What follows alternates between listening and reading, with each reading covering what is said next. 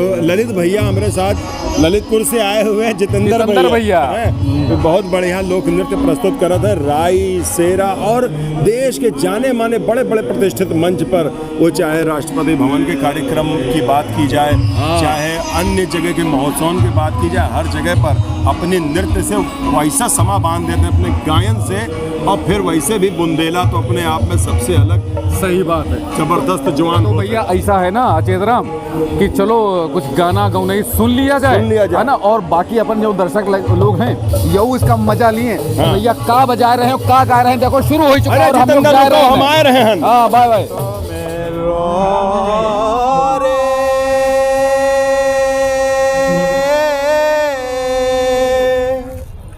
अरे खेरे की घेरे बहे,